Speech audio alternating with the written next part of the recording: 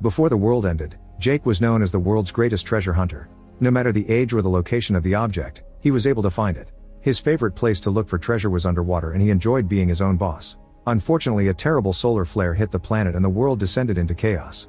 All electronics were fried and the government disappeared, so warlords started to rule. Soon cities were starving, money was useless, diseases spread, and it became impossible to find medicine or fuel. 6 years after the solar flare, Jake is still working as a treasure hunter in England.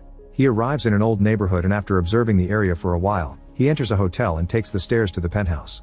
There's a large bookshelf that he inspects closely until he finds a secret door that hides a room. Jake immediately sets up a bunch of small explosives that force the steel door open. Then he connects his own battery to get some light. There's a keypad on a safe that requires a password, so he looks at the fingerprints on the keys and combines the letters in a notebook until he finds the right word. Once he opens the safe, he finds a collection of old records and plays the one that matches the password. The music opens a second hidden safe and Jake retrieves a very expensive violin. At that moment, a bunch of thugs wearing police uniforms enter the room and demand the violin, but Jake refuses to hand it over and threatens to shoot them. The thugs try to attack him anyway, so Jake opens fire and starts killing them one by one, exchanging a few blows when he needs a moment to recharge. When he runs out of bullets, he throws a blade at a running man's back. The leader takes the blade, only for Jake to give him the finger. This activates an explosive on the blade that kills the leader too. Moments later, Jake enters a huge mansion that has become a factory full of dangerous guards. He hands the violin to the warlord's assistant, and she tells him that King August has another job for him. Jake thinks it's weird for a warlord to call himself king and turns down the offer because it requires crossing the channel. When August hears that Jake turned down the job, he tells his assistant to find an offer he can't refuse. Afterward, Jake goes home, which is a broken boat in the docks. He dodges the traps he set up for strangers and happily feeds his dog. Then Jake goes through the supplies he's received as payment for the job, including a record that he plays while drinking. When he falls asleep, he dreams of sailing a brand new boat around the world. In the morning, Jake's awakened by a noise. He goes outside and finds a soldier caught in one of his traps. The guy says the king has come to meet him, so Jake leaves the boat without helping the soldier down. Inside a warehouse, August is waiting surrounded by dozens of soldiers. He explains he's hired lots of people but none of them can find things like Jake does. August also shares how he's been working hard to rebuild civilization. Jake is still not interested in the mission, but August makes him listen to him by showing him the reward, a brand new boat. The goal is to retrieve the Mona Lisa, which should be stored in a secret storage facility.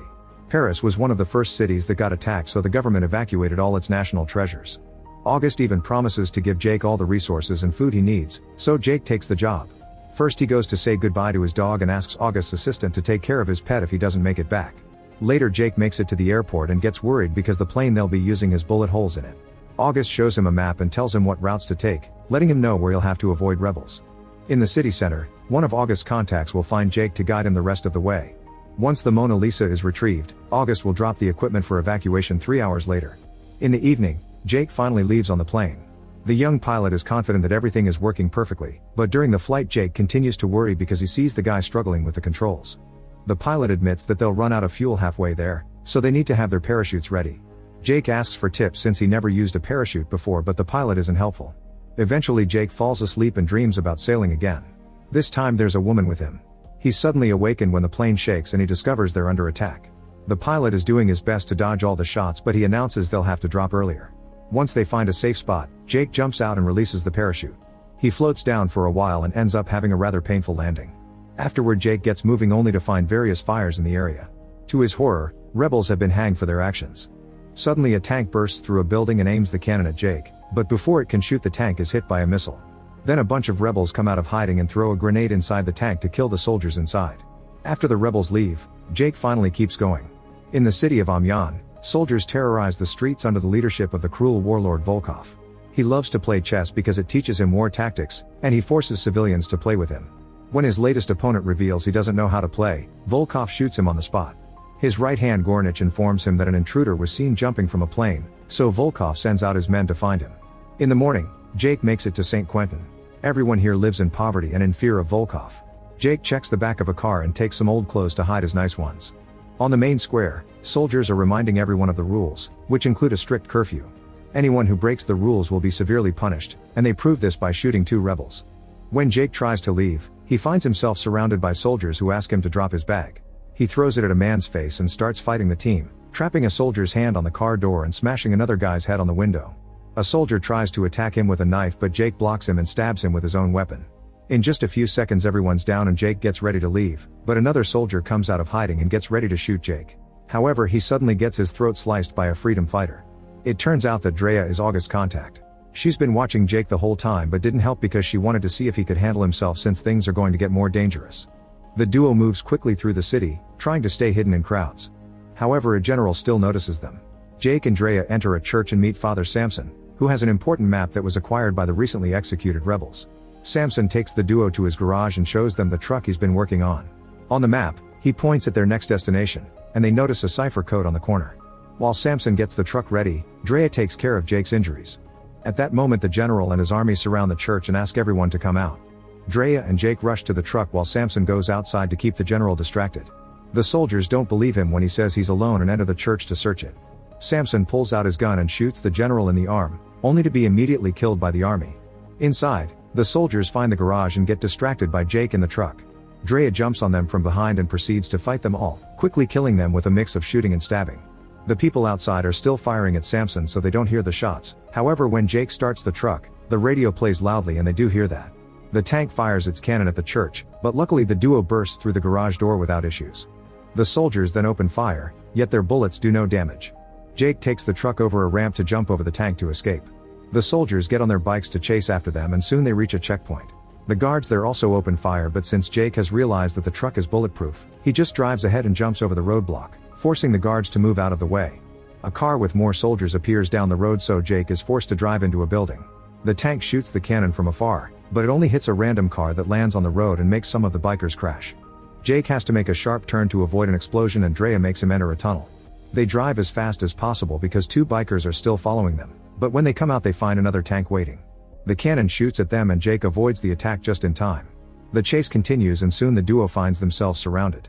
Drea throws a grenade to bring down the bikers, however there's still a car after them.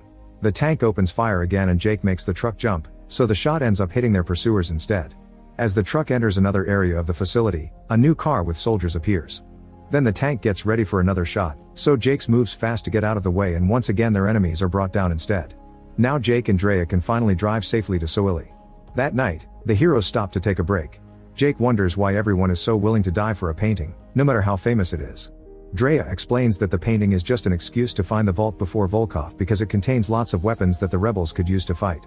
She knows about Jake's dream so she's made an origami boat for him as a good luck gift. The next day Volkov travels fast to St. Quentin on his train. The general tells him how only 2 rebels defeated the entire team and tries to get a win by mentioning he killed the priest, however Gornich kills him anyway. In Soili, the duo stops at an old building that is supposed to have the vault.